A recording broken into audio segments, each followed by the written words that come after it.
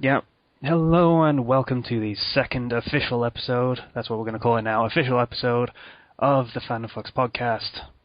We have some topics. I have no idea what half of these topics are because, guess what? They come from Ethan. I'm the funny one. Welcome to Ethan's very special episode. You may clap now. I have freed myself from Casey's dungeon, and I have taken over. You're not free. You just think you're free. Yeah, Ethan doesn't want to be the special one. It turned into the Matrix. All right. First topic on the list technically isn't Ethan's, this one's mine. Dawned on me, like right before we started recording this, we haven't actually said what this podcast is supposed to be. Generally speaking, what we did when we started this thing, we gathered a bunch of fanfiction writers. So that's going to be what it's about for a little while we maybe develop a cast of people from different areas of, the more hardcore elements of fandom, like art and music and, fan stuff. We do have a couple of people from different areas, but they're difficult to get hold of. An interchanging cast would be best, so, Yeah, that's what we're going for in the end, but we haven't quite got there yet, so you're stuck with just the three of us for the moment, and that being said, our cast is KCW, that would be me, your host for this wonderful adventure we're going on with Ethan. Ethan, a.k.a. Sergeant Baker, is his new name, I think.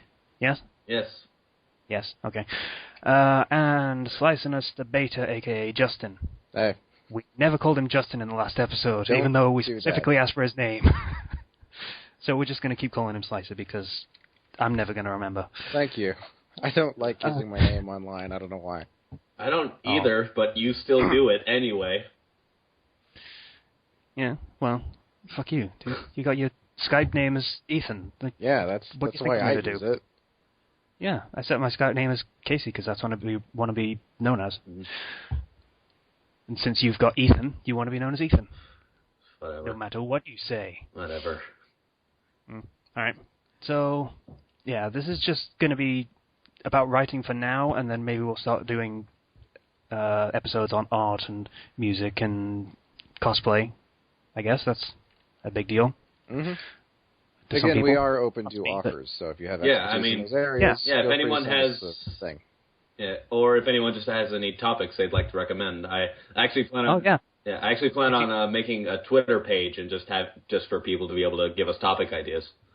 Yeah, and if you've got questions that you want to ask us, no matter how bizarre, we could do like a question segment like the Internet Box does.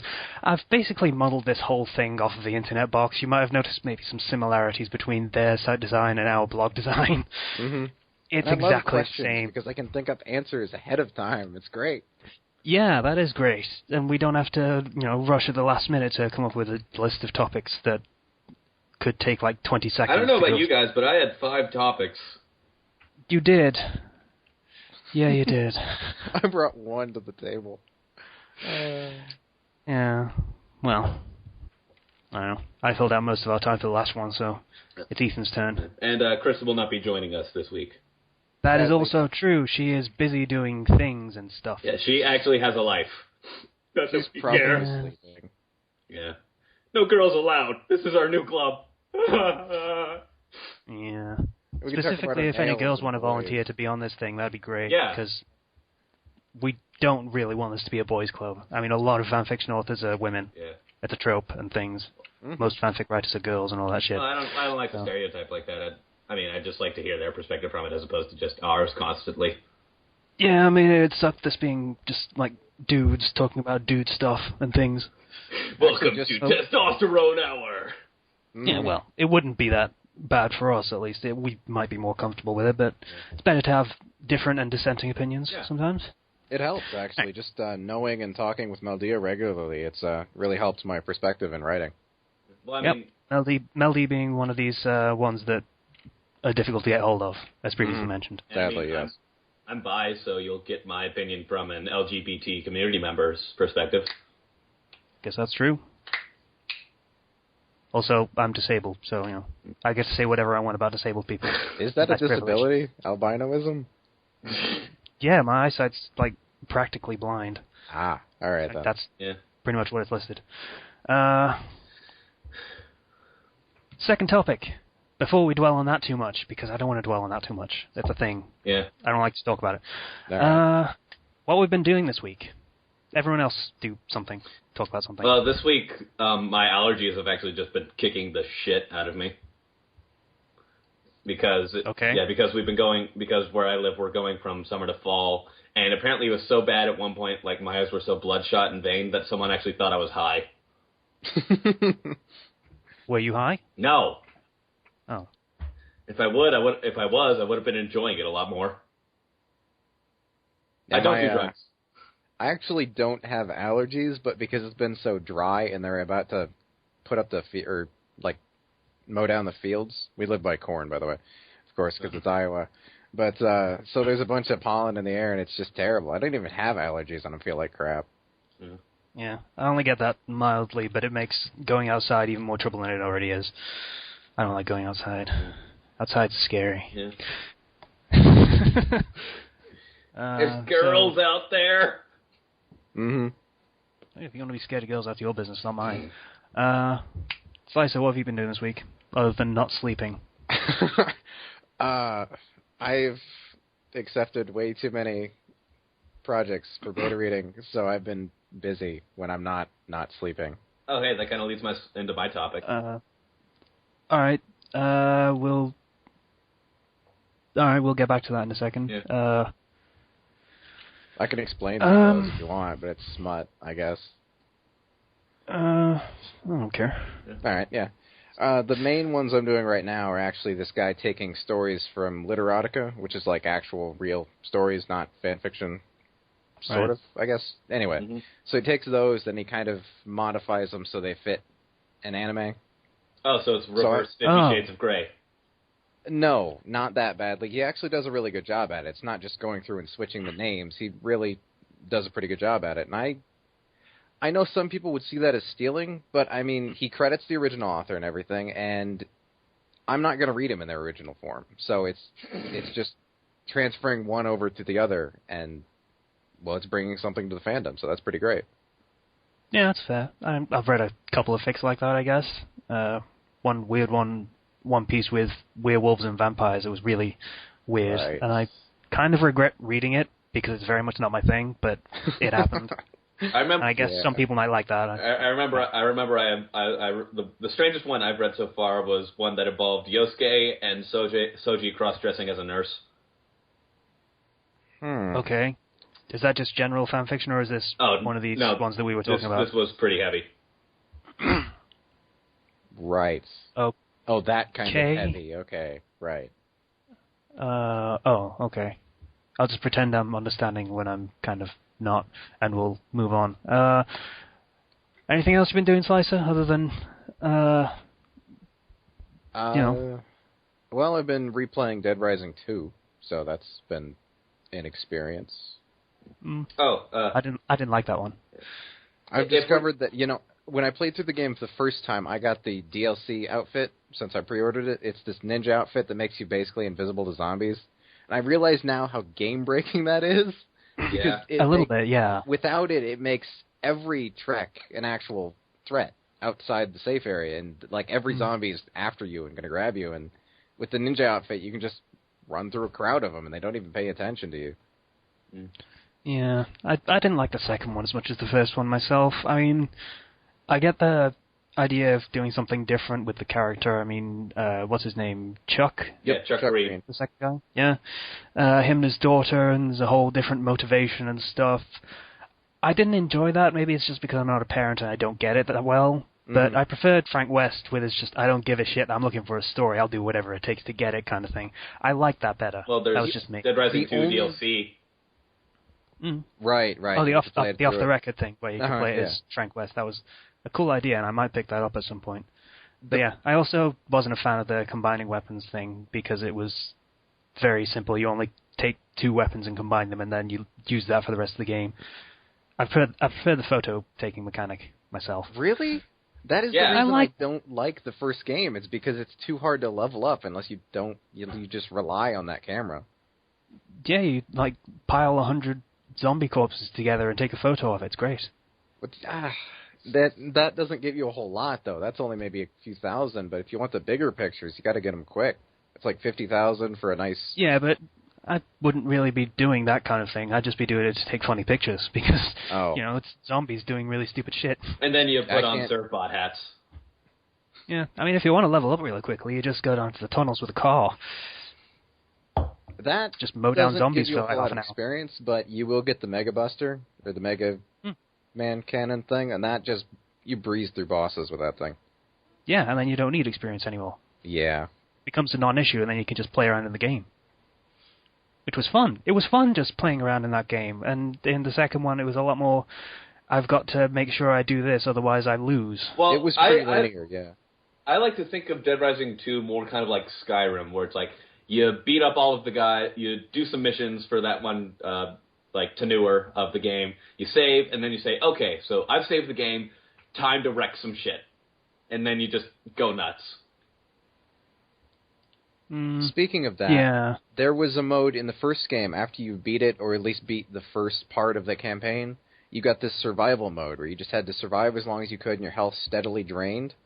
And it was a lot of fun. You just hold yourself up for a few hours on a place with a bunch of food. And oh, yeah. You mean the one with the survivor achievements where you've got to stay alive for 5 or 7 days? Yeah, something like that, And you get the laser sword at the end of it. I almost got that. I did not get that. My Xbox died while I was trying to get it. Oh, yeah. The second game didn't have anything like that. I mean, there is some kind of mode in Off the Record, though. But in the vanilla game, it's not there. Okay, I think you've just convinced me to buy Off the Record. Because, I like me that character. I don't like the mechanics. It's good stuff. Mm-hmm. Even if he is a fat piece of shit in this one. I mean, he's a cameraman. Yeah, but he's an action cameraman. He's covered wars, God damn it, I had to do that. Oh, you got it. You beat me to it. Oh. All right, one of us was someone had to do that line when we were talking about Dead Rising. It just had to happen eventually. Yeah, I guess. Yeah. All right. Let's move on. Yeah. As for what I've been doing, I have apparently been recapturing my childhood a little bit. I've gotten some very odd looks from parents at the playground, but besides that, I've been having a good time. Hey, yeah, I've been playing. Did you ever play the Pokemon trading card game? I had friends who were into it, and it just never touched me. I'm more of a Magic guy. There's an online version of it now. I've been playing the shit out of that game. I actually have a friend who partook in like a local Pokemon trading card tournament and I'm not sure if it was her or her brother, but one of them beat the owner of the store and made him cry. Wow. Oh, that's kind of awesome. Yeah, I remember I just laughed when she told me that, and she felt so bad, but it's just so funny and horrible at the same time. I don't know. If you're going to cry over a card game, then that's kind of sad anyway. Yeah. Unless you're playing poker for like $100,000. Yeah. Something serious, though. Yeah, I mean like Pokemon is like the least serious game there is.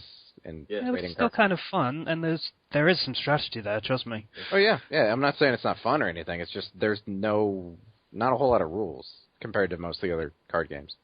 There's plenty of rules. It's just like, it's all about how you play the cards that you get. I mean, if you come up with an opponent that's, say you're playing a grass deck and your opponent's got a fire deck, you've got to completely change the way that you play that game to even, do anything. Otherwise, you're just going to get stomped.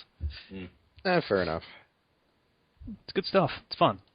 People should play it, so I've got people to play against. Except I live in England, and I don't think they have, joint servers or anything. I don't know. I was about to say I might get into it if I'd be able to play against you or something. Yeah, well, there's friends lists and stuff, so I guess we could. Other than that, I started watching the new Ninja Turtles thing. Like I said, recapturing my childhood. Yeah, the Nickelodeon cartoon. I've heard pretty good stuff about that. It's a good show. Yeah. I mean, it's a little bit kiddie, but it's a kid show. But, good comedy is good comedy, and it's good comedy. I mean, they got Rob Paulson. Yeah. He was, what was it, Yakko Warner or Wacko Warner? He was also Raphael in the original 80s cartoon, so. He was, yes. He was one of the Warner Brothers in Animaniacs. Yeah, he was Yakko, I believe. Yeah, he was the American one. Yeah. I've only heard good things about it, so yeah. Yeah, it is a good show, definitely worth watching. I'm like 3/4 of the way through. Yeah. If we're going by stuff to plug, then I actually am very close to beating Mario and Luigi Partners in Time, which is pretty good. Which one was that? The one with the baby Mario and Luigi? Yeah. Oh, I remember playing that way back when. Yeah, that was pretty good. Yeah, I'm kind of getting to the point where it'll start kicking your ass, and it's actually getting difficult because I know people would probably might say the game is easy because you can dodge attacks, but they think of some really clever ways that you have to dodge attacks and time it, and sometimes you can only move one brother while the other one has to not move. It gets really complex and convoluted. Mm-hmm. I can There's see that. one I very simple way to beating every Mario game that's set up like that. Grind harder. That's it. Well, that's every RPG in existence. Yeah, there you go. Most of them, except when they scale XP, and that's a pain in the arse. Yeah. Shall we move on to the third topic? Sure. This is an Ethan topic. Oh, man. Spreading yourself too thin. Yeah. Ooh, tips from Ethan. Yeah, this one's going to be kind of interesting, and this is something I kind of noticed personally, but I tend to get very invested when I write. Like, when I sit down and think about stuff to write, I just kind of go nuts in the thinking portion, and I don't really, as I'm thinking, I don't get a lot of time to write down. Like, most of the times, I'll write about a chapter or so, and then my brain will say, hey, there's this other idea that you've got. You might want to do that, and then I'll write something for that, and then my brain will say, hey, you want to do this too, and so I'll do that, and then my brain's like, hey, do you want to draw this? And so I'll draw that, and it just goes on, and I never accomplish anything. Yeah, you come up with all these great ideas, and they're not exactly what you need to be getting on with at that exact moment in time. I've definitely been there. It's gotten to a point where I actually schedule myself out. Like, I've scheduled it so it's like, okay, so I'll write a chapter, face every shadow, and every other day, and these couple of days and every other day is dedicated to me just screwing around. That's a good system. Yeah. See, that's the problem with the method you used, Casey, where you planned everything out ahead of time.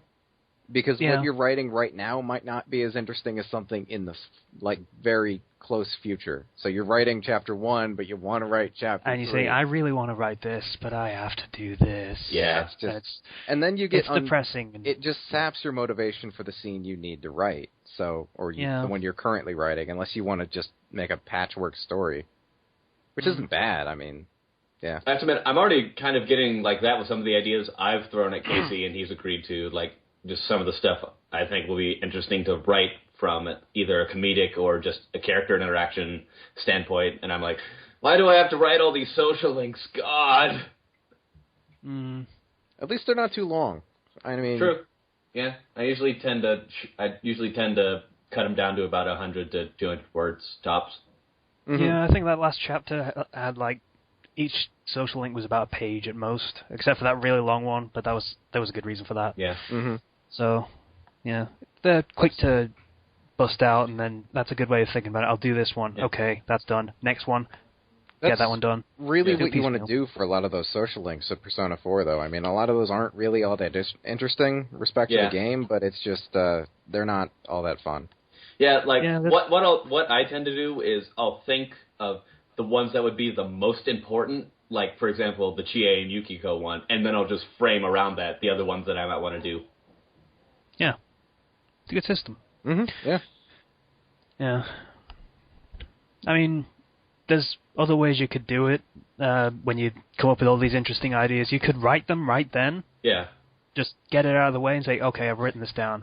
Now to get to the other stuff that I really need to do. Well, so I can get to that part and post it. I tend to see what people think. I tend to think very far ahead with my ideas. Like, I plan out this multi-structured story with all of these characters and backgrounds and settings and backstories, and then it's like, oh, I have to do this over here.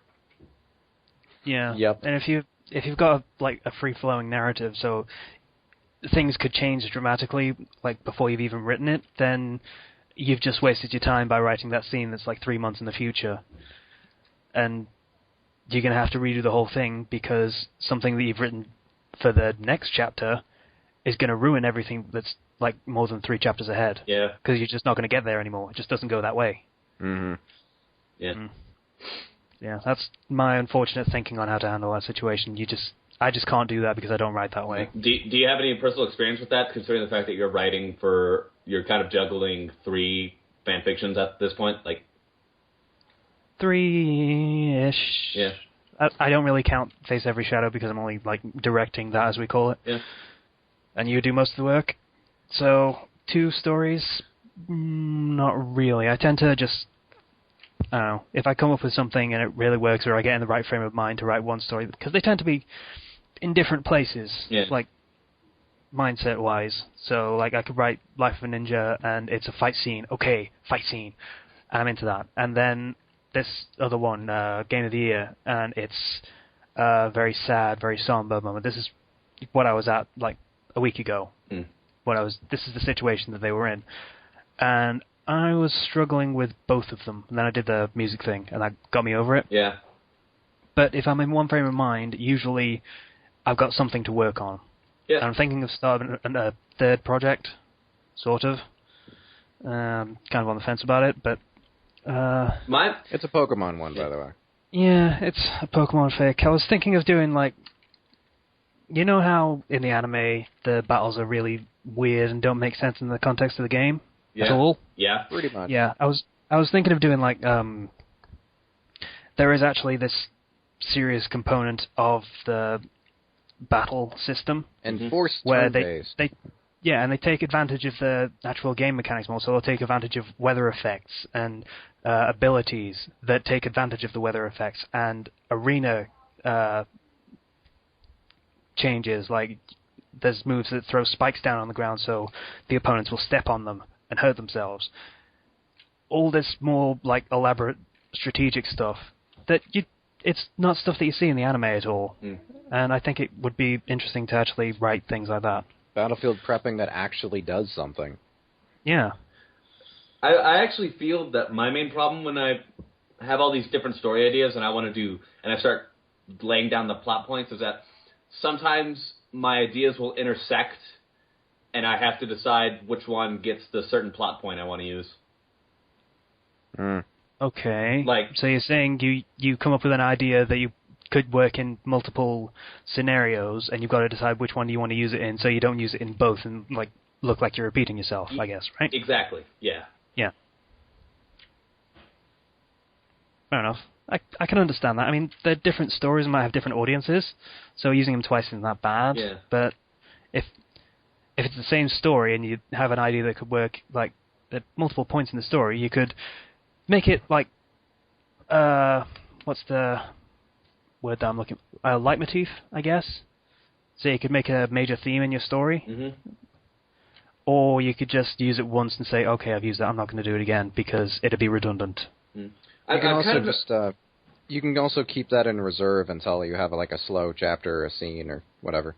I've kind of noticed that from a writing standpoint, a major theme I tend to work with is acceptance. Sure. There's another major theme, but sure. Ethan likes disabled people. Well, right. Well, I wouldn't just say that. I'd just say I like writing about people who are different, like people who are disabled or have a different orientation or a religious thing or just disabled. It's not just that. You're the one who's hung up on it, not me. You sent me 2 story ideas, and both of them were about people with disabilities. What am I supposed to think? And I haven't expanded on either one of them since. In fairness, yes. What's happening with that other one, by the way? Smiles. I don't really know. Fizzled out on it? I feel like I might be trying too hard to kind of push the romance angle. Maybe. I don't know. Yeah. I mean, I've only seen 2 chapters, so I can't really comment. Yeah. Well, I mean, I feel like that second chapter I gave you should happen later. I feel like that's a lot to put on someone's plate in just 2 chapters. Maybe. If you plan on it being like a long-running story, then sure. Yeah. But if it's going to be a short, like 10 chapters maybe... Have you posted this? Otherwise, this might be too inside jokey for... No, he's posted it. I've got the first chapter up, but it's just that I haven't updated in such a long time that I doubt it's relevant. You decided to join an fic that hadn't updated in 5 months. I don't think you get to use that excuse. True that. Yeah. So. Well, anyway, to get back to my thing, I just like writing about people who are different because I find normal people problems boring. They're overdone, I suppose, in media or in mediums, fandom stuff. I guess. I mean, in the sense that it's normal people problems are effective because they're normal people problems that normal people go through, and normal people are the people that you're writing for. Yeah, I guess. So. But I mean, there's always going to be someone worse off than you, and I kind of like writing about the people who are sometimes worse off than you because it kind of puts you in perspective. I guess. Like, I mean, look at Seta and his mixed bag of fun. Ooh, yeah. Yeah, that's a lot of stuff that that's actually leading us very nicely into our next topic, actually. Okay. It's a nice segue, by the way. Good job on that one. Actually, I still had stuff. Sorry to ruin that segue, but... damn it. All right. So, next topic. Another one of mine, because, I don't know, I had to throw something in here or Ethan would be Ethan. More. Feed me more. Yeah, all right, so this is treating your characters like shit. It's a good policy. Are we just going to ignore what I said, or... I don't even remember what you said. Yeah, I have something for the spreading yourself. We'll come back to the treating your characters like shit thing. It's my time to shine, Slicer. All right. This kind of actually goes for the first half of my beta readers corner tips thingies. If you're a beta reader, the best thing, don't even do the beta profile on fanfiction. It's useless. I've only gotten one offer from it in like 7 years. So just go out and offer people. If you find a story you really like and just the grammar is a little bad or really bad and you find it interesting anyway, just ask them if they want it. No, this is not counting for you, Casey. Yeah. It's a friend thing. Stop it. I kind of brought up that story I was telling you about last time that I kind of wanted to ask about. Which one? The Sailor Moon one. Huh? Never mind. Okay. Never mind. Yeah, it was just a story I thought was really interesting, but it just had a bad execution. All right. Yeah, but the spreading yourself too thin part is don't offer too many times, because otherwise you're going to get like 7 or 8 projects at once, and it's going to be hectic. Get a to-do list. It's very busy without one, and you tend to forget things. Like, I have something sitting in reserve for like 2 months now that I haven't done. I should probably do that. Whatever. Is this a baiting project? Because I think they're just gonna send it to someone else. Sometimes, yeah. Yeah. Or if you know you can't do it, just tell the author, hey, I'm too busy to do it, and they'll find somebody else. Or not, and they'll just post it raw and then whatever. Yeah, I've done that a couple times when my betas mysteriously disappeared. We tend to do that. We are a mysterious and disappearing bunch. It happens, so, it's a good idea to have a good grasp on your grammar and spelling and stuff anyway. This race we call beta readers are a strange and mysterious creature, known for its silence and isolation. Slicer, he's doing it again. I know. Okay. All right, now we can move on to treating your characters like shit. Yay! We both did that, okay. I clapped, though, so I'm better. Haha. I feel left out. Well, do it. Cheer. You could do it now. No, it's not the same. All right. The moment is past. Okay, so, yeah, treating your characters like shit. You should do it. Just as a general policy. Ooh, and actually, I've heard something about that. If you make an OC and your mind has not already grasped their dreams and how you are going to crush them, your character is not good enough. Go back to the drawing board. Yeah. Your characters need 2 things. Flaws are important. They need to be flawed. You need to have your character have things that they can't do, things that they have problems with, problems that they have as a person, as in, I don't know, they might have a bad temper, they might, not be that clever, they might be, frail, maybe a little bit sickly.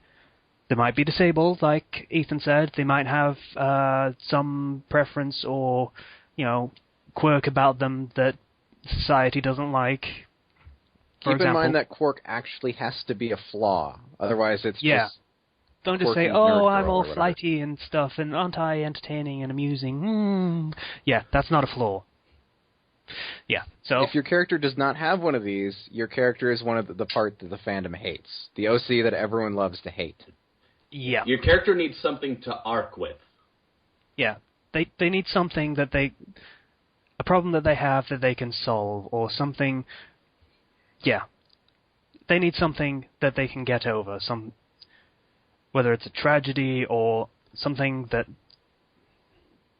I'm just rambling at this point. If you make a character with very few flaws that are very easily solved, you're going to have a character like Applejack. Applejack is a great character, but she's not very popular because she's already kind of a perfect character. Well, not perfect, but... Maka's another good example of this. Like, she has all of these problems, but they're not very well touched upon, and she just kind of becomes a strong girl. They're really I have no idea about Applejack, so I wouldn't know, but Maka I can definitely get behind. The only flaw she has is she doesn't accept help, and that's about it. They have like 2 episodes about that, and then there you go. All of her problems are gone. Yeah, well, I mean, it's also kind of the other problem with shonen anime where it's like, oh, I need to be stronger. I always need to be getting stronger. Yeah, I don't like that theme. It got so boring after a while. I mean, in fairness, I did read, like, Bleach and then One Piece and then tried to read Naruto, and I'm like, fucking no, I can't do this anymore. So, yeah, it gets fatiguing after a while. Try to make your character's problems interesting. Ironic how maybe something relatable as well. Ironic how people are interested in reading it. Damn it. Sorry? Ironic how the comics about strength leave you exhausted. Yeah.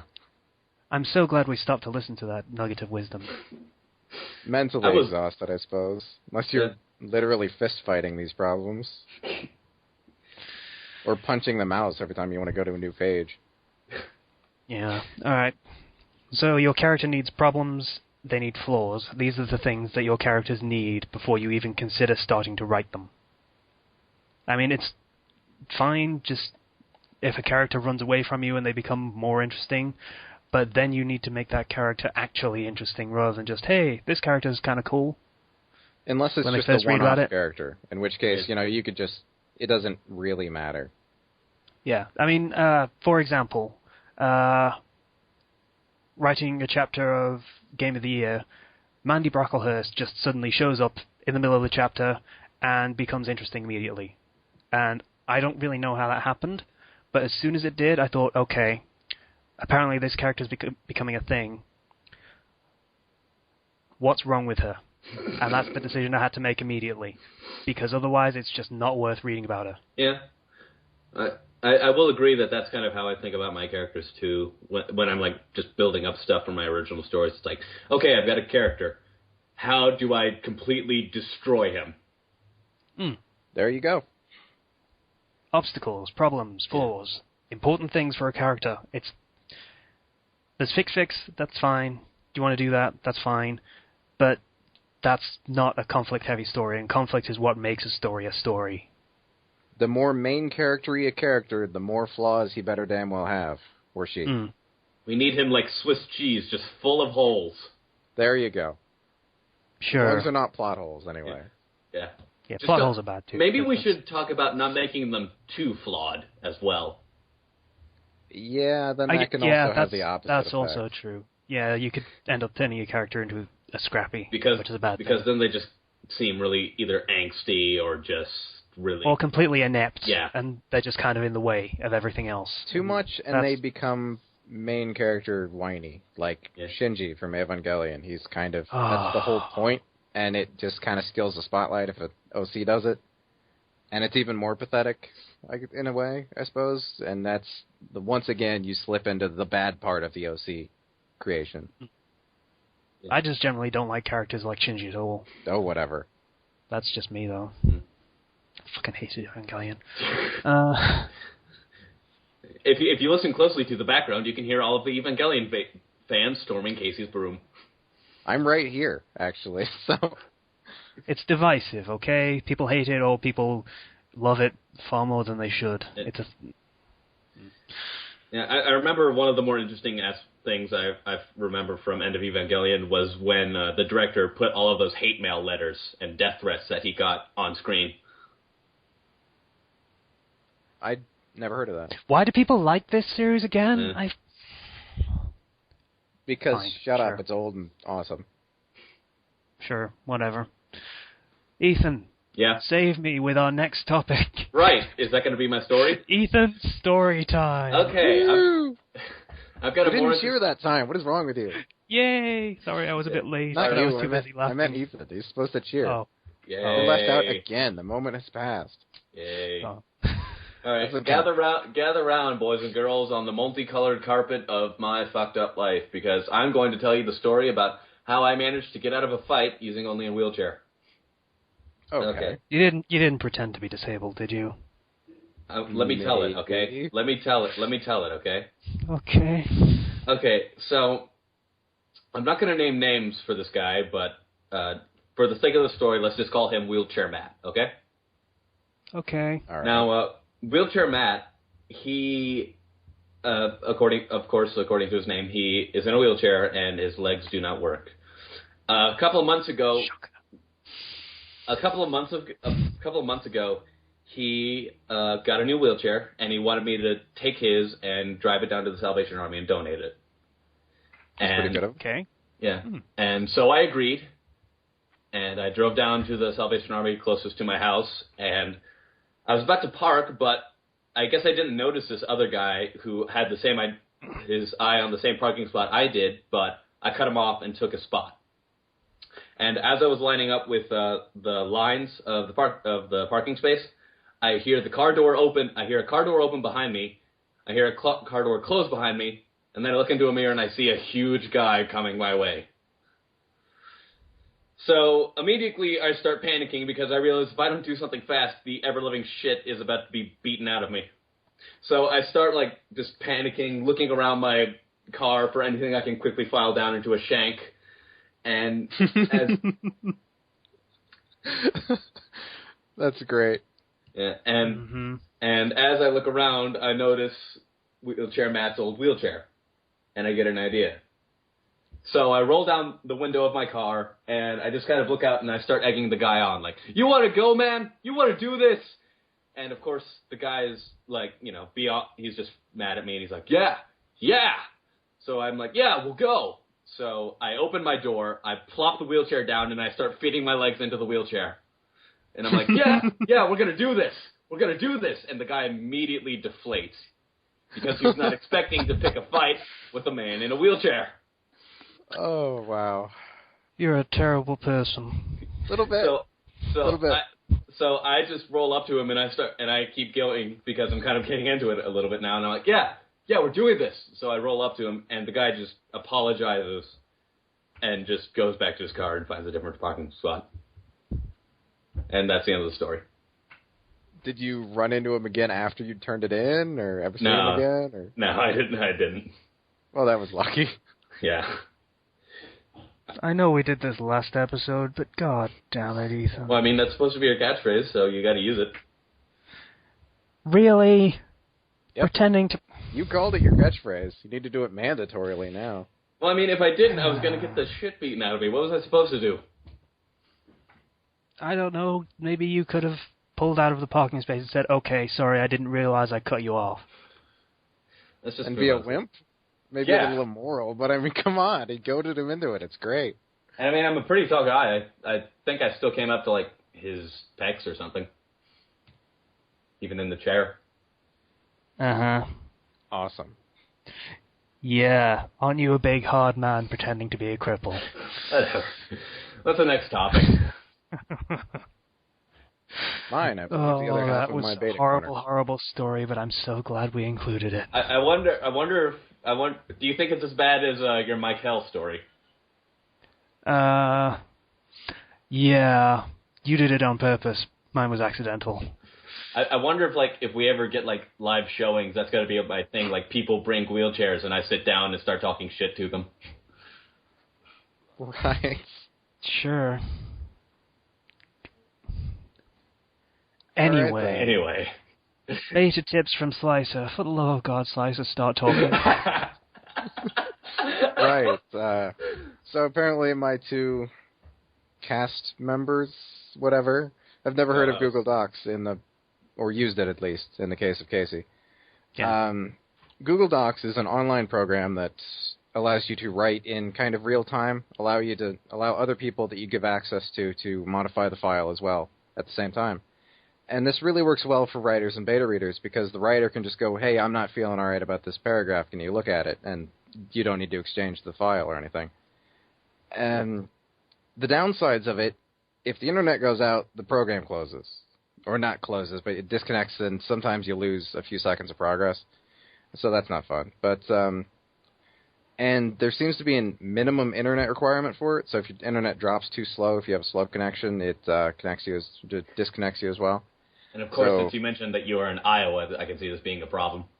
It is. It really is. But they seem to have gone away with that, or done away with it. Because I haven't had that problem in a while.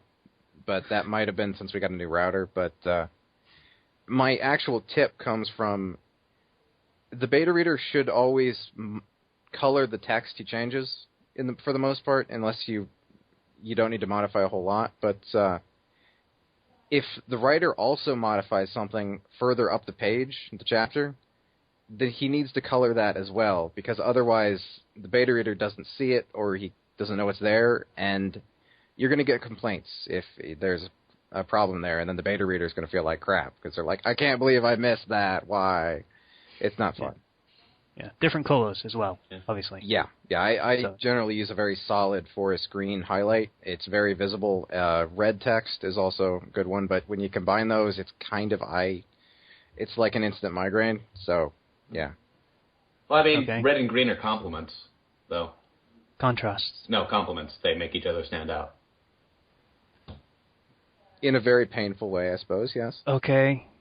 Them being exact opposite colors is literally the definition of a contrast as far as I'm aware, but sure. I think it's also Christmassy. If you change enough, it's Christmassy. Hey, your gift is me telling you how bad you are as a writer. Let me tell you what you need to change. Oh, that also brings up another point. Don't be offended if your beta reader changes a whole lot.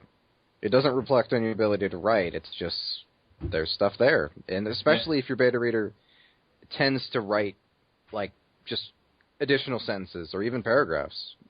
But that's more of a co-writer territory.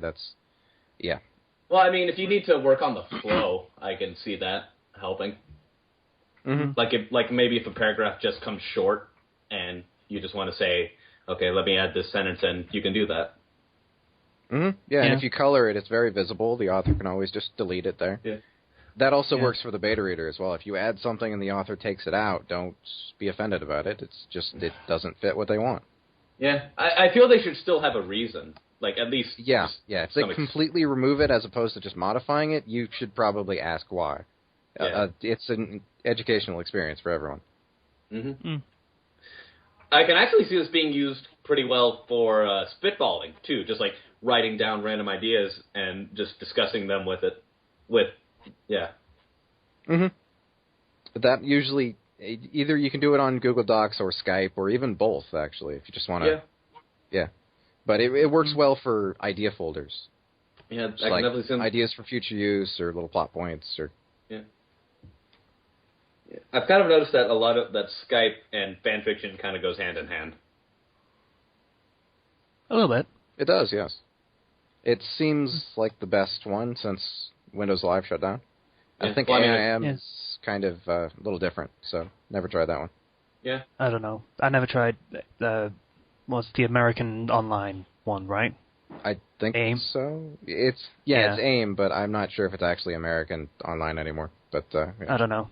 But yeah, I never tried that one either. The Skype is pretty open-ended with how you can use the chat. I mean, I pretty often send Slicer paragraphs that I just want him to look over briefly. I mean, that's me. It's fine. It's great. Yeah. There's no max character limit either. Windows Live, the massive problem with that is The character it's got, limit wasn't very big.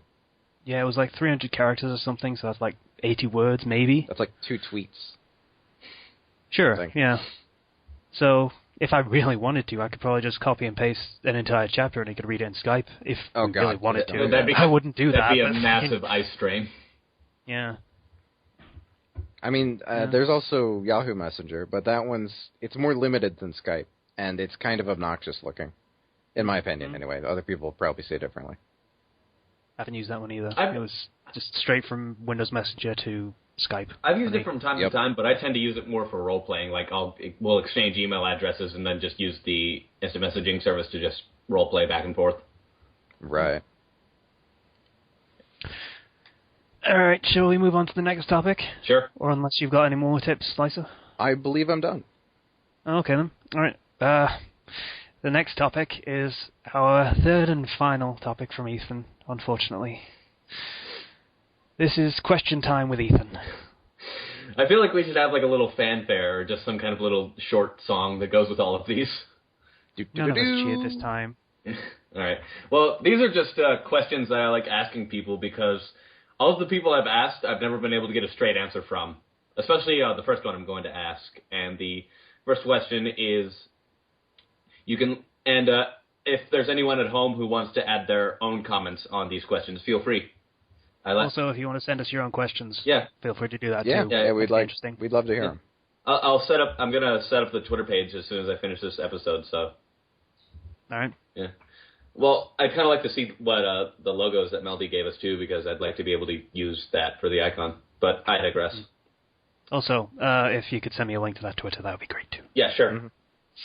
Yeah. I was actually thinking about, like, it'd be a universal thing, like I share the username and password with all 4 of us so we can, like, add our own tweets if we want to.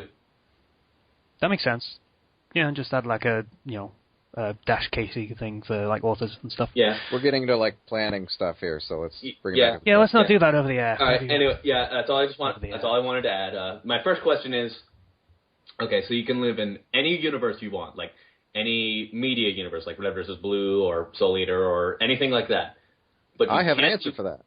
Okay, but you can't be one of the main characters. Like, you can't be a character that the story would focus on.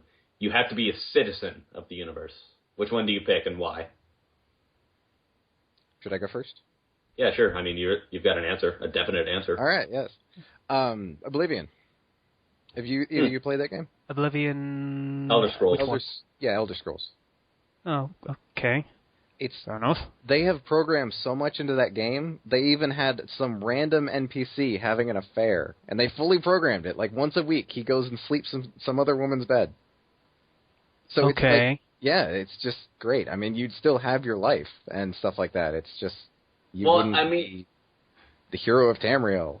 Well, I don't think he's saying you have to be an NPC. He's saying you have to be a citizen. So you're a person. Oh. And everyone else is a person. It's just you're in the universe of that story. And the problem with the Elder Scrolls is... You can't go wrong with Fallout. Yeah, well, I mean, the problem with the Elder Scrolls game, or just any Bethesda game, is you're always going to be constantly paranoid of the player character getting bored and just deciding to wreck shit. Or the fact that, it's medieval. Yeah. So, you're going to get fucking dysentery and shit. Dysentery.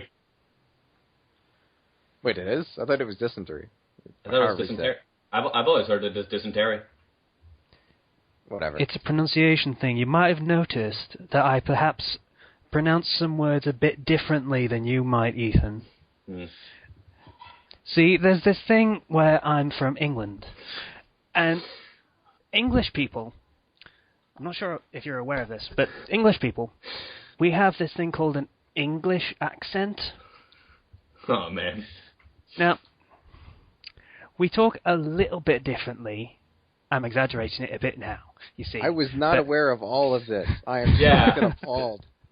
This is getting kind of intense, dude. You're starting to scare us. Yeah, I'm going to stop doing that now. Right in front of the kids, Casey. Do you want to do this here? Yeah, okay. I'm going to stop doing that now. Yeah. I'm also still exaggerating my accent, but I don't know why. All right. I can't stop doing it now. Someone help. If Oblivion doesn't work, I definitely Fallout. I mean, it's a horrible, horrible world to live in, especially if you want to get deep into it. But I mean, it's just so... Wow. Okay.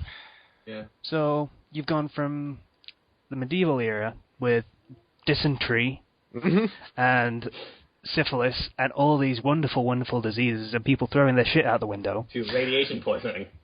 Yeah. Radiation solves every illness, though. It also causes most of them. Shut up. It cures everything. You get rid of one cancer, guess what? You've got 5 others. Yep. There's also death claws. Why is that a good thing to you? Because they're so cuddly.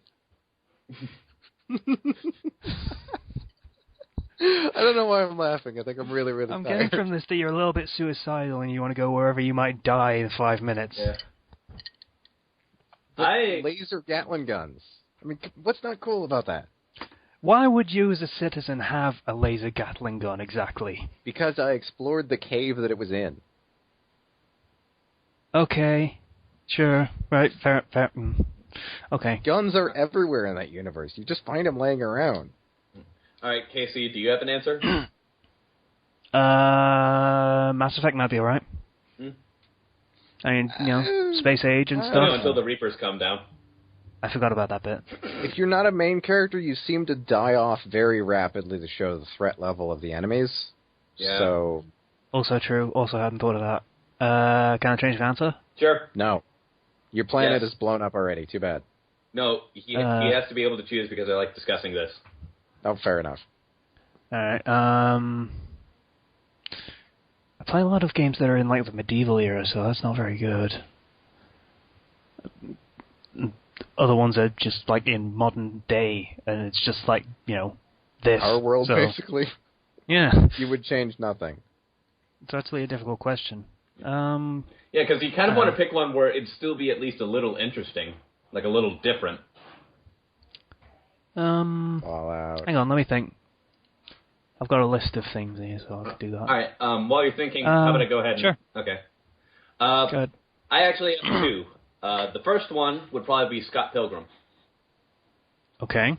Because I mean, not only is the story pretty isolated to just the group of friends around Scott and the evil exes, but there's also the fact that that since my knowledge of video game tropes and general savviness of them, I could probably still be pretty cool.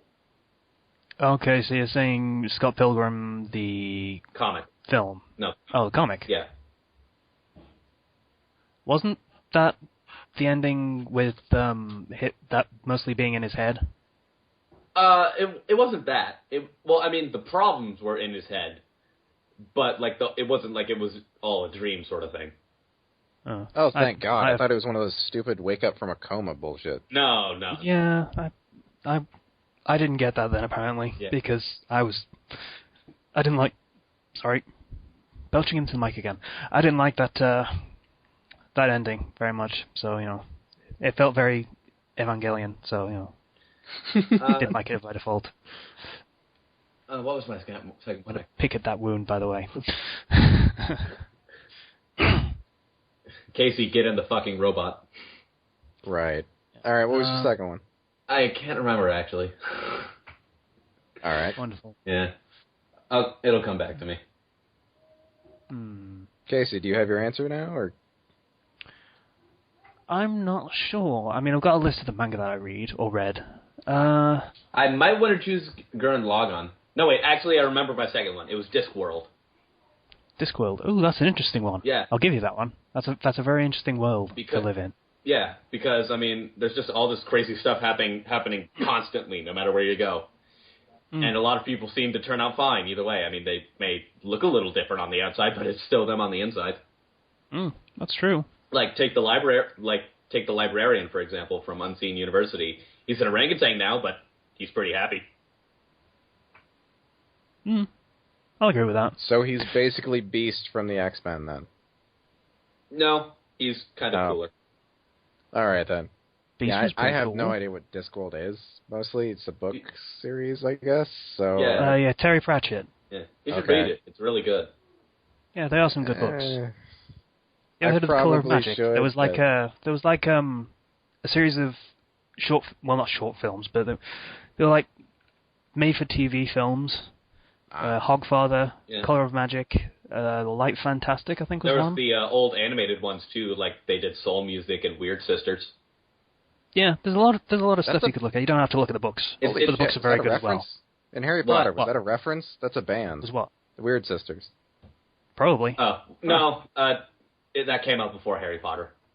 Did it? Yeah. I know. I mean, that's what I mean. 80s, Is the Weird Sisters in Harry Potter a reference to Discworld?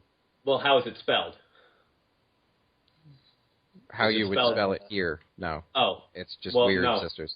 No, because in Discworld it's spelled W-Y-R-D. Ah. That's Word Sisters. Yeah. Yeah, I don't think they could directly spell that without issues cropping up. Or spell it like that, I mean. Oh, either way. Or maybe it got hit with the proofreader's pen, you know. Oh, yeah. Either way, Discworld would definitely be an interesting place to live.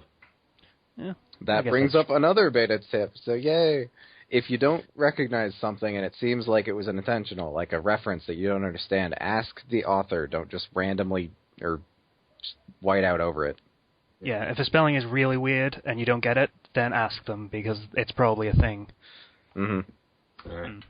Or a strange phrase. I still haven't answered your question. Oh, okay.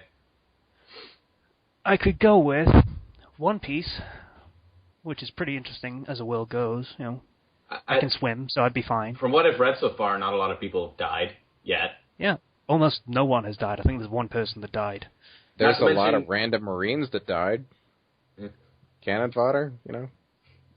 Well, I mean, there's also the fact. But I'm not exactly going to be a Marine. I've kind of found the formula for being a partner on Lucy's ship is the more isolated and estranged your island is, the more likely you will be the next guy to be on his crew. Right. Also, if you have some strange power, deformity or thing. Or power. Yeah, that too, I guess. So yeah, I'd actually like to go with just deformity. Mm. I mean, Usopp's nose is just like one of the wonders of the world. Yeah, so. and maybe you'd turn into like Daredevil with like heightened senses despite your poor eyesight. That'd be cool. Yeah. I always liked that. I like that film. Really? I like that film. That's a decent film. Really? It was entertaining. I liked it. Yeah. Even with Affleck? Yeah. He did a good job as that role, though. Yeah. I haven't seen enough of it to be able to be a judge, but I've just seen like clips. Ah. Yeah, people shit on it all the time, though. That's not fair. Mm. It was a decent film. Colin Farrell was a little bit weird, but in a good way, it was funny. That was kind of the way the character was, though. I mean, he pulled that off pretty well. If you mean the guy who played the marksman. He was Bullseye. Yeah, him, that's it. Mm-hmm. All of the Daredevil movie hater fans have now joined the Evangelion fans outside of Casey's room. Right. I don't think there's hater fans. I think they just don't like it because everyone else doesn't like it, and they don't really care. People love to hate movies. People love bad movies. I guess, but there's loving a bad film because it's a bad film. So, The Room. That's a different thing. That's liking it because it's so bad, than just not liking it and shitting all over it because you want to shit on something. True. Okay, so... I had another one, which was Air Gear. Never heard of it. It's basically our world, except there's this tiny, tiny motor that can be put in roller skates to make them rocket skates. Oh, Air Gear. I heard Air Gear. Yes. Yeah, I didn't understand that one at first. Your accent angled it. Yeah, sorry. But yeah, I like that one. I want to be able to use rocket skates. And plus, might actually get me to use you skates might be able to meet Barack Obama. Also true, they did have that, didn't they? That Although he was body swapped with a little girl. Yeah, I thought strange. that was just weird. Huh. It was. Did they ever solve that? I didn't finish reading that, so I don't know whether they solved that problem at all. The only reason I know of that is because I looked at this Cracked article, which is like the top 5 strangest comics that included Barack Obama. Yeah, I read that one. It got me into watching the anime, which got me into reading the manga. And one of the weirdest ones was probably the Conan the Barbarian one. Huh. All right. For Air Gear, I couldn't get past the man rape in the first arc or whatever it was. So. I'm sorry, what? The man rape. The main character, he gets raped in the beginning. Okay. It's implied, at least. In what? In Air Gear. No, he doesn't. Are you sure? Because at least he doesn't in the anime. Okay, yeah. It's like the second chapter of the manga. It's pretty heavily implied. And in that awkward silence... Yep. I don't remember that. Yeah, that's I couldn't get into the series, that's why. Watch the anime, it's better. On to my next question. This one's kind of interesting because it kind of shows how creative or how you like to think out things. If you, what's a video game you would like to see that you know would never happen, be it due to either lack of money or time or effort or just any other... Or legal issues. Yeah, just any variable. What would you like to see? A good open-world zombie game? Like multiplayer online? What about DayZ? Nah, that's approaching, but it's not quite there yet.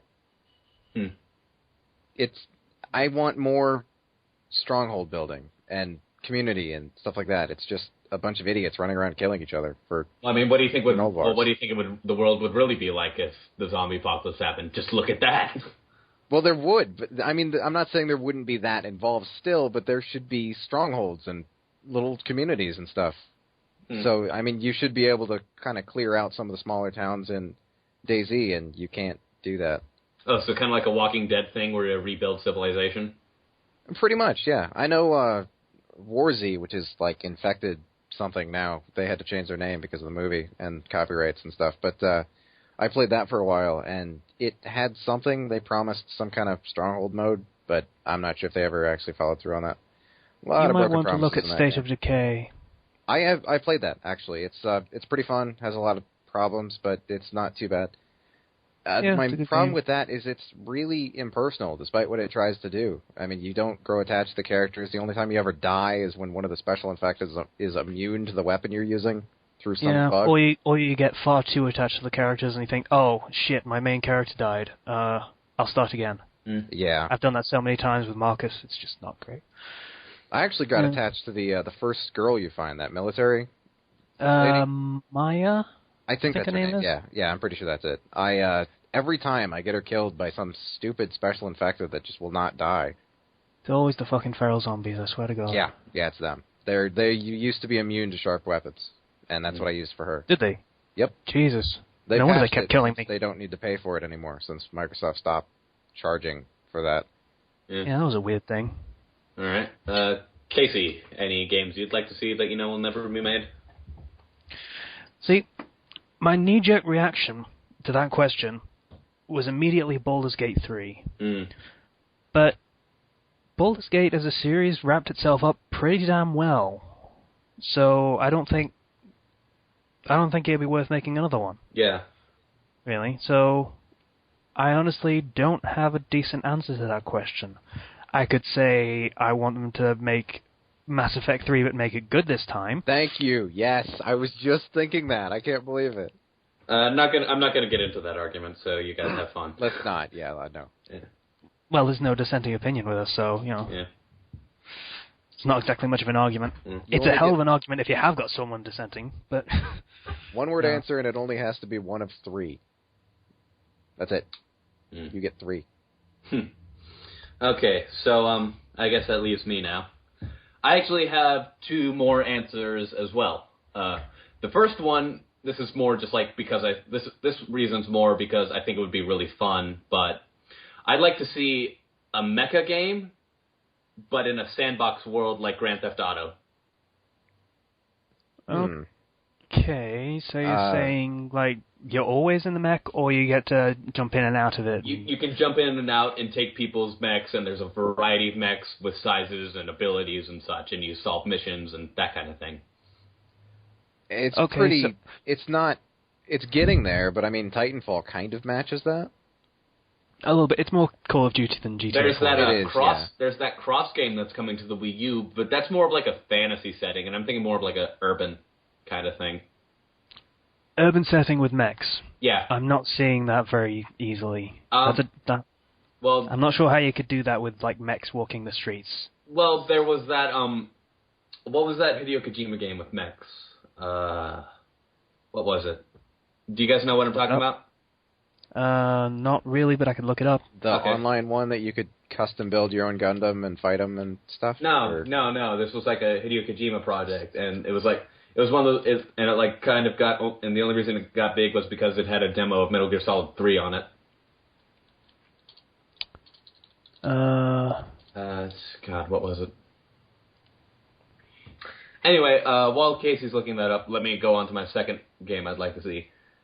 All right. I'd like to see a Mario game with a story-driven Mario game focused on Peach. Okay, what? I'd just like to see a bit of an actual character for her, as opposed to just being a damsel. There is a game like that, sort of. It's called Super Princess Peach, I believe. I knew you were going to bring that up, and I am not talking about a game like that. One of her abilities was to cry. Mm. And I mean actually cry with tears. Yeah. That was one of her abilities. I know, I saw the footage. What I meant more was something like maybe an RPG, or just something where there's a lot of storytelling. So, like Paper Mario? Maybe. You know, let me solve this. I know where to look. I apparently don't, because the only thing that is coming up when I type in Hideo Kojima is a Metal Gear project. All of them. Literally. Every page is about Metal Gear. No one gives a shit about this mech game you're talking about. No matter when it happened.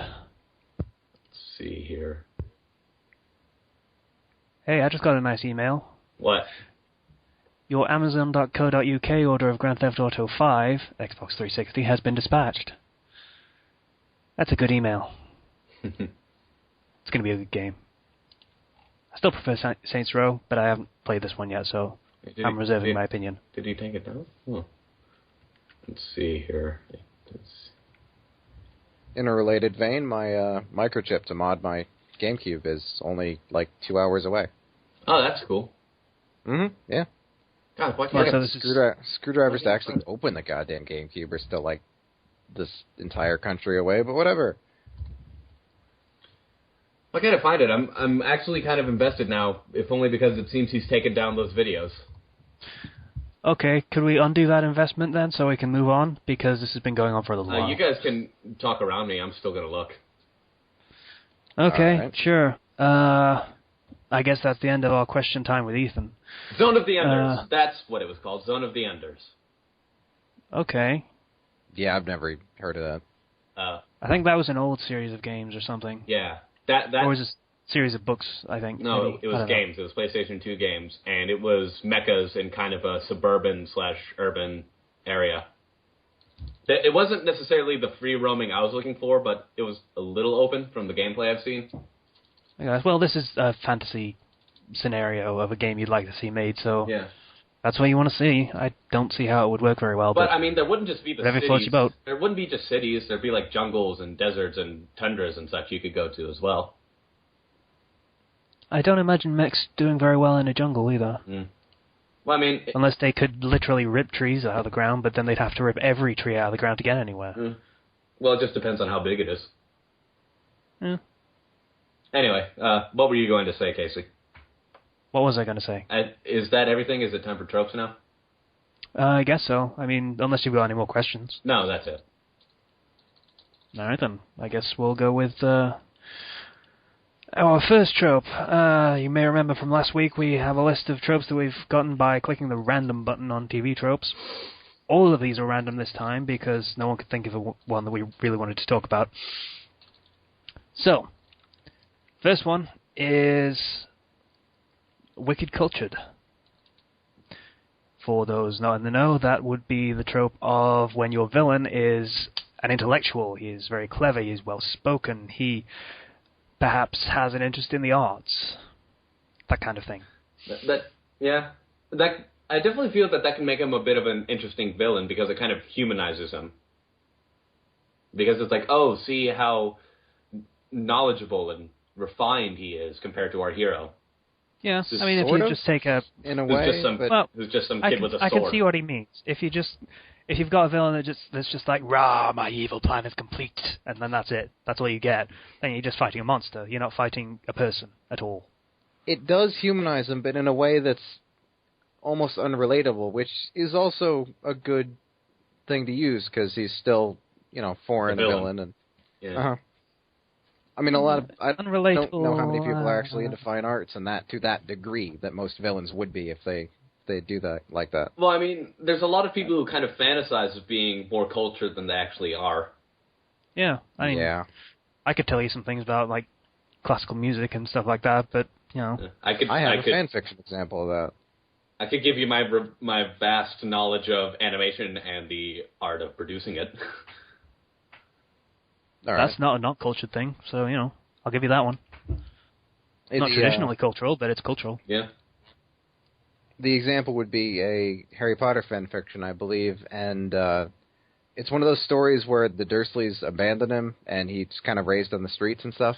Yeah. And to compensate for his slang sort of speech, he adopts kind of an air of arrogance and poshness and stuff, and when he gets pissed off, he kind of degenerates into the street slang stuff. Yeah, and it's really a sight to see, and it was written really well. That's actually another point I was going to bring up. Like, it's also interesting to see this kind of cultured guy break down as his plans start crumbling. Oh, that's before fun. Him. That is really fun. Yeah. Like, just take a look at that everyone meme. Pretty good example. I'll be honest, I'm going to bring it back to Saints Row again, because apparently that's my job in this podcast. Mm-hmm.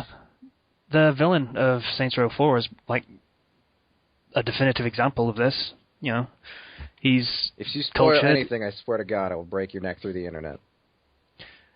There's a spoiler for his backstory, but that's about it. All right, fair enough. You find that there's these, like, little text adventure things that tell you about his history from his perspective, and pretty early on he says, the reason I invaded Earth was because I read Jane Austen and fell in love with her works. That's kind of funny. Yeah. Well, I mean, at least it wasn't Ayn Rand. Yeah, that'd be weird. Yeah. That'd make for a weird game. Yeah. Yeah, he'd turn himself into a giant gold statue and then beat the shit out of you for no reason. I built this city under your ocean. BioShock. Yeah. Sorry. That's where I recognize that name from, right? It was the Game Theory episode on BioShock. Yeah. That ending sucked. Anyway, shall we move on to the second trope topic? This is kind of not going very well, but fuck it, I don't care. Extended disarming. This is going to be a brief one. Yeah. It's that thing where, you know, you've got a lot of weapons and they say, get rid of all your weapons. And you say, okay, but you know, it's going to take a while. I've got, like, these pistols and this rifle on my back. And you see the shotgun here? That's okay, I'll get rid of that. And, I've got, like, 20 trench knives in my, pants pocket. Here's all these pelts I was supposed to give this guy from that side quest I forgot about. Right. Yeah. Welcome there's my kitchen sink. I have two. Can you actually imagine being the guard in Skyrim that says, you know, drop all your weapons when you get sent to prison? Oh. And you get like 300 different axes that you've been carrying around because you haven't found a vendor yet. Yeah. And buckets. Or you just carries around buckets in that game. Or if you go by the JRPG standpoint, you're the guard that has to drop all his weapons, and he gives you like 30 health potions, 70 mana potions, 3 different swords, 7 different metals worth of armor. Yeah, it's kind of miraculous that none of it ever gets broken when you get that stuff back. All of the elixirs that you said you wouldn't want to use right now, but would need anyway. It'd be interesting if like at the end of that whole scenario that they always do with the prison segment, where you get back to your stuff and like, oh yeah, this thing was broken and these guards stole this thing, so you're never getting it back. All that stuff. That'd be interesting. I've got ideas it for would Face certainly Every add Shadow another now. penalty to going to jail. Yeah. I've got ideas for Face Every Shadow now.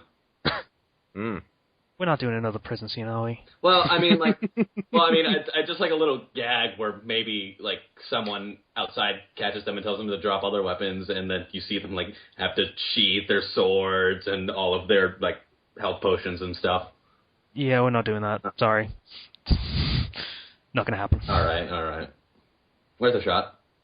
And I mean, right, of course, like... did you want to say something? Mine's going to be a little longer, so you can go first. Okay, well, it's also kind of funny for like the sight gag as well. Like, say if he just starts pulling out stuff and he starts getting to the really random things as well. Yeah, that's a pretty common gag, I guess. Like a rubber chicken, a slinky for some reason. Yeah, I found that funny the first time, and then I saw like dozens of different franchises use that, and it wasn't funny anymore. Yeah. All right, mine were. You guys ever seen the Naruto crossovers where he goes into like the real world stuff? I mean, like things that take place in the real world. I guess. Like I've never read any of those. Just like a modern day setting. Yeah, modern day setting. I should have specified that. Not like our world, but like series. I've read a couple of those. Yeah, like, both of them were Kenshi 618 because he's fucking awesome and he is the god of Naruto fanfiction. Not a fan of Naruto, so guess not. Yeah. The world is interesting, and that makes fanfiction of it interesting, but I agree with you that canon is absolute tripe. Oh, God, yes. But the one scene I remember was actually from that Kim Possible crossover. It was him handing over all of his weapons at the airport at customs. It took him, I don't know, it was like 3 hours or something like that just to disarm himself, put it all in a bucket or whatever. Actually, yeah, you're going to have to send me the name of that fic, by the way, so I can I don't even remember. I don't know. Either of you guys remember Kids Next Door? Yes. Nope. There was an episode where one of the main characters had to go to Europe, and he was being attacked, and he tried to pull out a weapon, but then he remembers that all of the weapons were like stripped from him when he had to go through customs. Right. And it was pretty much just him keep walking through the metal detector again, and this ever-increasing mound of 2x4 technology. Mm. Okay, I have no idea what you're talking about, so I don't know. I recommend it. It's good. It's on Netflix. Mm-hmm. That would be useful to me if we had Netflix in this country. I don't think we do. Oh, sorry. Ooh, yeah. We have Love Film, which is a different thing. Well, find it. Find it if you can. I'm sure it's around there somewhere. Yeah, I'm sure there would be some entirely legal way of procuring it on the internet. Yeah, definitely, totally legal. Yeah. Yeah. My other example was Fallout. Actually, in New Vegas, when you go to the titular city, it's when you enter the casinos, they take all your weapons except for the holdout ones, like the silenced pistol, brass knuckles, handguns, and when they take them away, it screws with your hotkeys.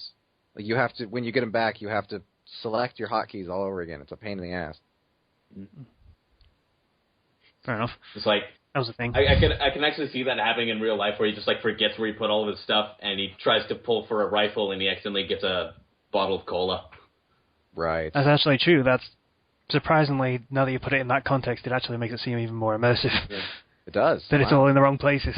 Take this, because I think it might be needing to be refreshed.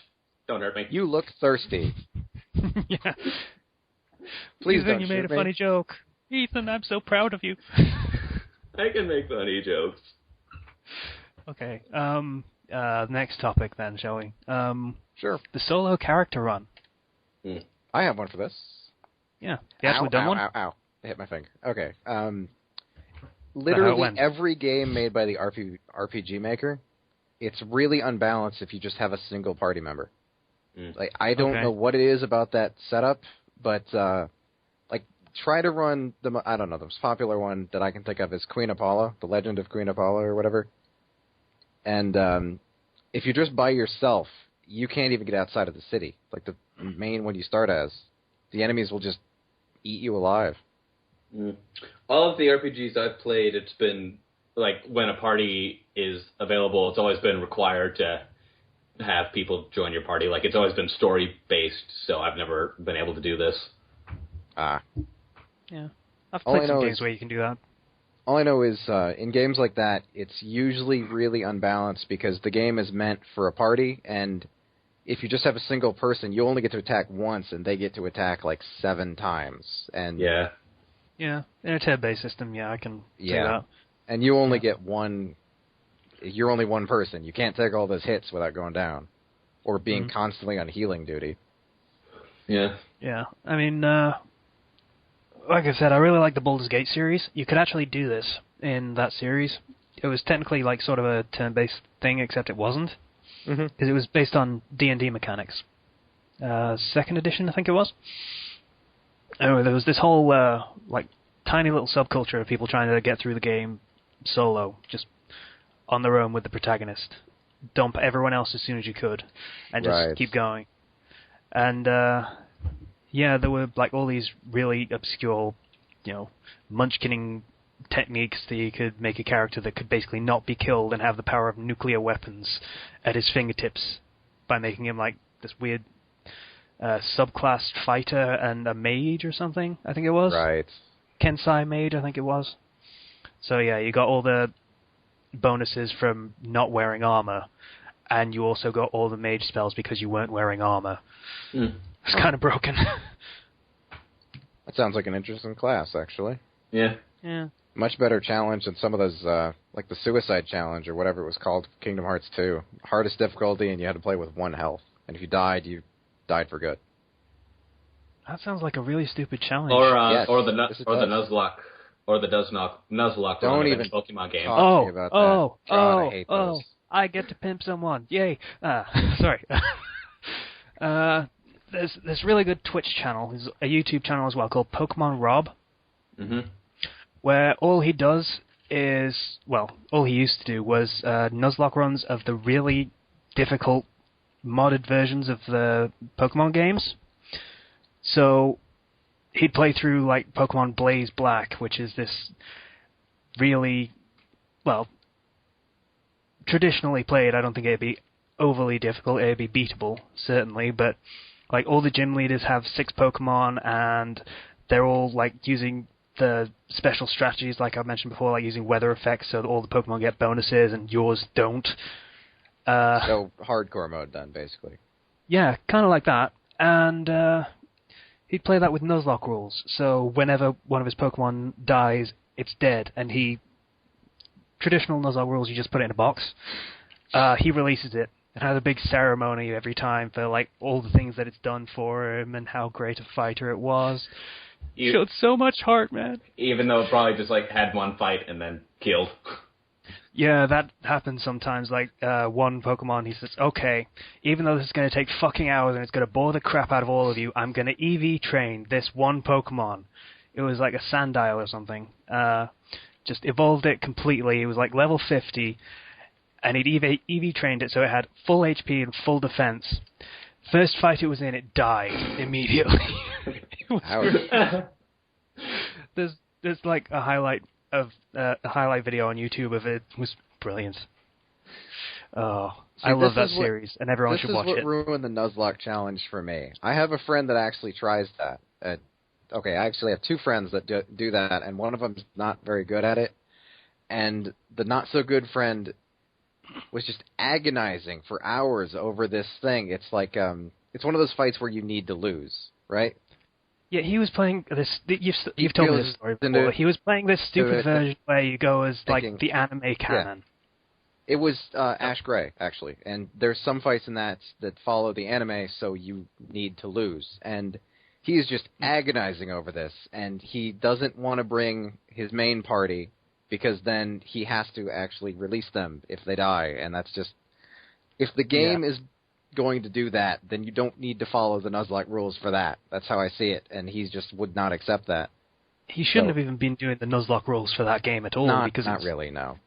It's not the kind of game that you can do that for. I mean, Blaze Black is one thing. It's really difficult and you have to edit the rules a bit, but for a game that's set exactly how you have to play it all the way through, it doesn't work.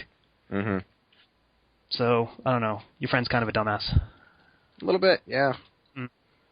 He actually listened to these, so oh well. Oh man, you're a dumbass. I just realized that. Hi. Hello. Casey thinks you're terrible. Hey, dumbass. Oh, that's great. Yeah. But yeah, he's just. Okay. I saw it as something simple, and he didn't, and I don't know. I respect him for taking it that seriously, but you need to go around the rules and bend them a little bit if the game is going to be doing that. Yeah, that's kind of what makes people munchkins when they take the rules that seriously. Next one is Multi-Melee Master. Different melee weapons. Yeah. A character that uses more than one type of weapon and doesn't suffer any kind of penalties for it. Yeah.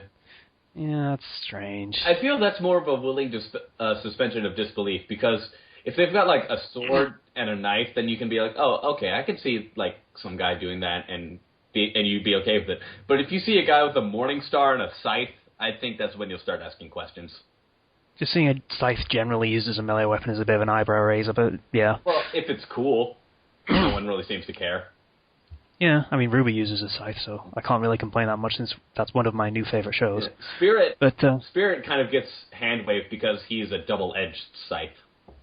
Yeah, so both on the inside and the outside rather than just on the inside. Yeah, Soul isn't, though. Yeah, that's weird. Oh. But whatever.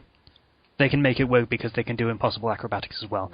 Anyway, what we were talking about was using different weapons that have different styles based around them, and using them fully effectively, even though you'd have to train entirely differently with each one.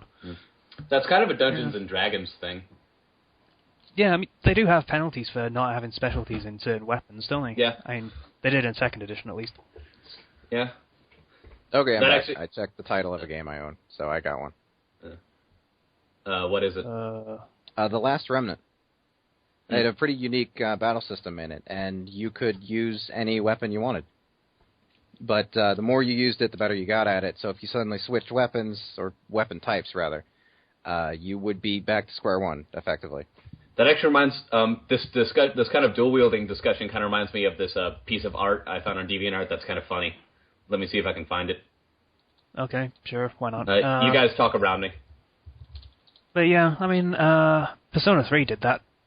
It did, yeah. Played it completely straight. I mean, the main character could use every kind of weapon, from bows and arrows to swords to giant clubs, and flawlessly from the start. I mean, I don't know. Some of the animations were kind of clumsy, but for the most part, he knew how to use them all. Yeah, he actually knew how to use heavy weapons better than Junpei did, because Junpei was a fucking moron with them. All right, I found the piece. He won it like a bat all the time, so. Yeah. He had a two-handed sword, by the way, for those who don't know. A large two-handed katana, I believe. Yeah, and he used to swing it like a bat, and then Minato would use it properly, I guess. I don't really remember. In huge air quotes. I mean, it's not like samurai properly, but, you know. Yeah, that was really strange that he knew how to use a weapon better than someone that, was dedicated to that type of weapon. I kind of like what you did with Sutta in Face Every Shadow, where he kind of had to go and say, look, I'm getting my ass handed to me. Is there anyone who can teach me how to use a sword? Yeah, I like that. Yeah, that needed to be done. I didn't like how they just randomly learned how to do it. I guess you could learn as you go, but you're just going to be awful at it, just generally. I added that picture I was telling you about.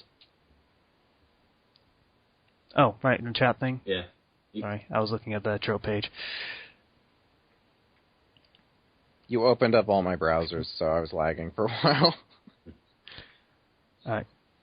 I'm going to have to make a note to copy this for the link dump. This is a thing. It's a picture. Yeah. Not risque. Since we were talking... Oh, sorry. I had to look at it for a while to understand what was going on. Yeah. Yeah, so this dude's just holding two girls by the scruff of the neck and then swinging them around. Yeah, he's while the girls have weapons. He's dual-wielding dual-wielders. Yeah. That's pretty funny. Yeah. If you look in the author's comments, he actually has an entire backstory for it. This guy's pretty crazy when it comes to backstories to all of his art. I like that. Okay. That's pretty cool. Yeah, I kind of want to copy this and put it in the notes. Yeah. So I remember to link this. This is pretty good. Yeah, I kind of want to do that for all of my stuff when I start actually posting my art on somewhere. Okay. That was kind of pointless. Yeah. A little bit. Sorry, people. Well, you can probably suck. Yeah, you can probably edit some of the drier pieces together. God, I hope so. Krista, please come back. We miss you. Yeah, I don't know. That was a good way to start. It's kind of funny how she is the one that kind of directed us. Yeah, she was. She should be the host. Except I tried. I'm the host because I'm actually hosting the, recording. Yeah. So I look forward to the day when she's actually the host. I wonder if she'll actually watch this. God, I hope not. This was terrible. You're being really critical. I liked it. Yeah. I thought it was fun. I had fun. That's all I really care about. Besides, I got to tell my wheelchair story. Oh, yes. We can't... So is that one of the things we're not going to talk about again, or? I just want to, so we all get our stories straight here. That never happened. I think we can bring that up again, considering Ethan's decided to bring up my indiscretion from last week. Yeah. So, fuck you, Ethan. You want to play that way? We'll play that way. I just hope that if we get someone who's talented enough to be able to animate, because I want to see how someone perceives that. Which, the wheelchair story or mine? Both, really. Yeah, both pretty good, I'll be honest. Or your weird friend story. Oh, yeah. Fucking dude. Well, it's like he just walks up, it's fully animated, he screams fat, and then, like, Gilligan cut to them making out furiously or something? No, just like what Game Grumps does, where they'll animate a story. Right. I like those. Yeah. Mm-hmm. Yeah. Well, the good... Another thing to link dump. Yeah, the quality ones, anyway. Pretty much just any one of them from Sonic 06. Those are all hilarious. Yeah. Those were some pretty well-animated ones, too. Yeah. Oh, I suppose a lot of people cared. I mean, there are so many people that hate that game. It's just like we can all come together and hate it together. Like that one that was making fun of the scene where Sonic grabs Princess Elise's arm and just takes her flying. Yeah. Yeah, I can chat out a couple of animators on the link dump. Yeah. Because I know a couple that are really good. One of them animates them as like an actual raptor and a little bird for John. Oh yeah. I love those. Yeah. Those were great. Yeah. Especially the one with the Dragon Ball Z impressions. Haven't seen that one. That was a good one. Honestly, I don't really care about the quality all that much. I'd just be really humbled if someone went out of their way to animate us talking. Yeah. Also, I'm curious about how people think we look. Right. Yeah, we've been over how I look. Check my avatar, that's about it. Also, I have glasses, because I wear glasses. I have long hair. Yeah. I'm actually growing mine out. I'm actually growing mine back out. I donated it. Oh, cool. I've wanted to do that, but it's not quite long enough yet. Yeah. Like the middle of my shoulder blades, but the last few inches are all unhealthy and stuff. Why are we talking about this? I don't know. I was asking myself that question like 20 seconds ago. Why the hell are you talking about your fucking hair? I just hope that whoever animates me uses those glasses that I put in my icon. I specifically mentioned that when Slicer said that Melody was going to do fucking art of us. Yeah, she did. He needs to wear the disguise glasses, because, that's how I think of you now, dude. You will always wear those in my mind. Okay, cool. I hope that's actually something I'm interested about. I'm actually kind of curious.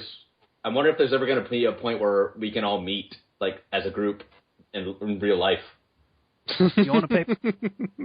You want to pay my £1,000 airfare? That's fine with me. Well, I mean, if we get big enough, it'd be kind of cool to do conventions. I guess. Again, it would. £1,000 for airfare. Just if you just front me the money, that'd be great. Live in-person things scare me. So no, we'll just make it all off of the KCW action figure and my "You Want to Go" wheelchair T-shirts. Right. Okay. Oh God. Yeah, all right. Okay. I think we'll call that a day. How about we cut out those last few minutes?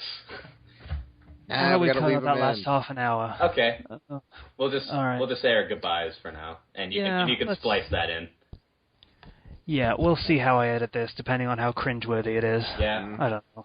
Well, bye. So I'll just throw this note in just to the end. If we just kind of cut off all conversation for a second and say, "Hey, we're done," I cut out like half an hour, maybe 40 minutes of dialogue because it was really, really shit. Yeah. So this was the second episode of the Fandom Flux podcast. It was kind of rubbish for about half of it. Sorry.